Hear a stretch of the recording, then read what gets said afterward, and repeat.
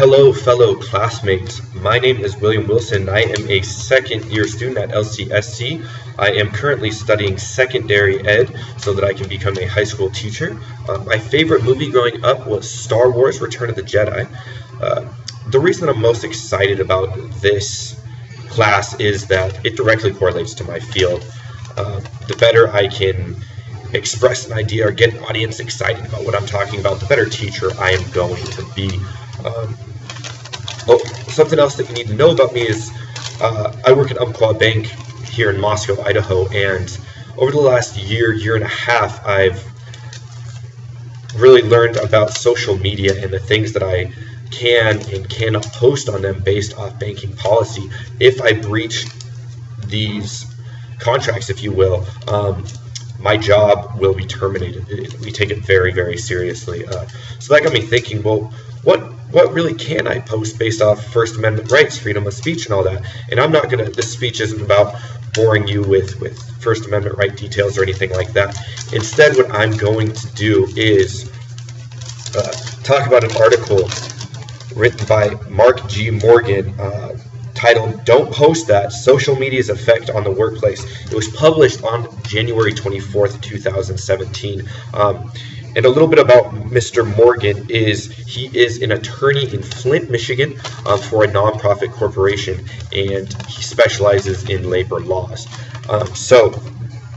What this article is discussing is the NLRA, or the National Labor Relations Act, which I'm going to quote Mr. Morgan here, quote, "What the NLRA does is protect employees who engage in protected, concerted activity."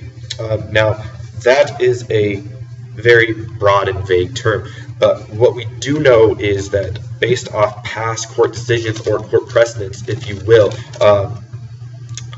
some areas that are covered that you can talk about are your wage, or how management is working in your place of business, or the work conditions that you're forced to work in. These are all considered, like normal venting type issues that you should be able to say any time. But some acts that aren't covered under the NRLA is the if you were to put people in danger by saying information, or if any racist comments, sexist comments, threats, or malicious comments towards anybody are obviously not included in the National Labor Relations Act. But some things that you might not know that you're not covered on either would be things like, for me in the bank world, I couldn't post that my boss is gone for the day, because that really puts out there to my followers and people that view my page that we don't have as much security, and that come on down, we're a little bit easier to take advantage of today. Now, all that being said, what this article really shows us is that no matter what, we really need to pay attention to what we post, because it does have an effect on us. Whether you have a job or not, if you're interviewing for a job, employers can review your Facebook before they hire you. So my advice to everybody is definitely think before you post, and if you don't, it's going to come back. So really just think about what you post, and have a great night. Thank you for listening and viewing. I look forward to meeting everyone in class. And again, have a good night. My name is William Wilson.